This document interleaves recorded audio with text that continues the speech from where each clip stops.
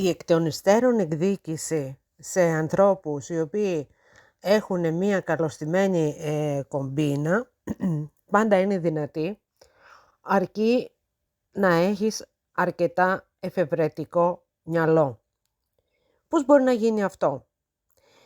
Υπάρχουν κάποιες πλατφόρμες οι οποίες απασχολούν ανθρώπους φτωχούς οι οποίοι δεν έχουν δουλειά και οι οποίοι εκπονούν επιστημονικές εργασίες για λογαριασμό τρίτων, οι οποίοι για κάποιο λόγο δεν μπορούν να τις εκπονήσουν. Είναι έγκυος η άλλη έχει 2-3 παιδιά ας πούμε μικρά, δουλεύει, δεν ξέρει αγγλικά, οπότε δεν μπορεί να έχει βιβλιογραφία.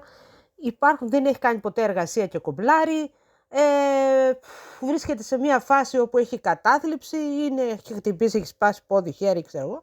Δεν μπορεί να κάνει την εργασία. Πας εσύ, κάνεις την εργασία, σου λέει πόσα θέλεις, πριν ξεκινήσεις να γράφεις την εργασία, σου λέει πόσα θέλεις, λες εσύ, ξέρω εγώ, αυτό θα μου πάρει τόσες μέρες, θέλω 1.000 ευρώ. Θα κάνω ένα διδακτορικό, θα κάνω ένα μάστερ, θα πάρω, ξέρω εγώ, 700-800 ευρώ.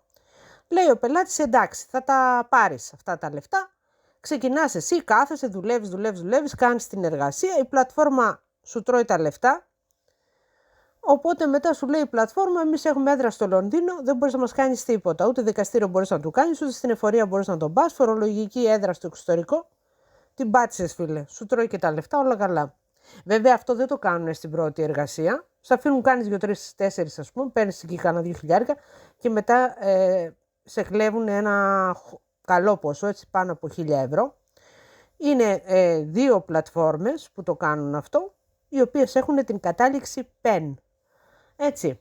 Και πολλοί κόσμος είχε εξαπατηθεί, έχουν δημοσίως πει οι άνθρωποι τα παράπονά τους, αλλά ό,τι και να κάνεις δεν μπορείς να τους πιάσεις αυτούς, διότι έχουν ξεγελάσει πολύ κόσμο, έχουν φάει τα λεφτά πολλών εκπονητών, αλλά όπως σας είπα έχουν έδρα στο εξωτερικό, οπότε δεν μπορείς να κάνεις τίποτα.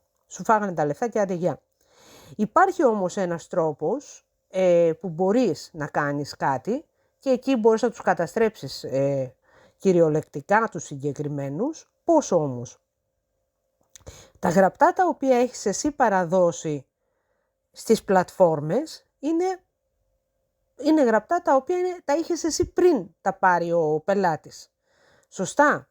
Στην περίπτωση λοιπόν που εσύ τα δημοσιεύσεις ως βιβλία αυτά που έχεις γράψει, και αυτά τώρα τα αναφέρω, θα μου πεις Ειρήνη γιατί τα λες αυτά τώρα, είναι και Άγιες Μέρες. Ναι, τα λέω γιατί υπάρχουν και άλλοι πονεμένοι που κλαίνε το χρόνο τους και τα χαμένα τους μεροκάματα και το λέω για να έχουν υπόψη τους τι μπορεί να γίνει. Λοιπόν, αυτά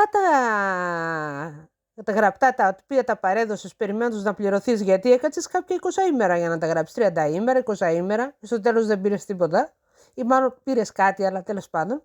Λοιπόν, αυτά λοιπόν τα βιβλία τα εκδίδεις με το ονοματάκι σου, τα στοιχεία σου, και άμα έρθει και σου την πέσει κανένας και σου πει αυτό είναι το δικό μου το διδακτορικό, αυτό είναι το δικό μου το μάστερ, το λες έλα εδώ, έλα να δούμε ποιος το είχε στον υπολογιστή του πριν το υποβάλεις εσύ στο πανεπιστήμιο, εγώ. Άρα ποιανού είναι το πνευματικό έργο? Εγώ. Την καταστρέφεις την εταιρεία?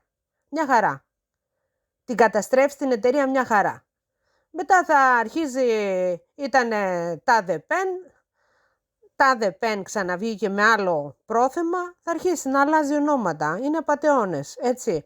Αλλά κάποια στιγμή, παιδιά, κάποιος θα τους πιάσει. Αυτός είναι λοιπόν ο μοναδικός τρόπος για να τους αντιπαλέψεις αυτούς τους ανθρώπους, αυτούς τους απατεώνες. Δυστυχώς όμως, στην περίπτωση αυτή αποκεφαλίζεις και τους πελάτες, οι οποίοι δεν φταίνε σε κάτι, διότι αυτοί έχουν πληρώσει. Οι άνθρωποι αυτοί έχουν πληρώσει.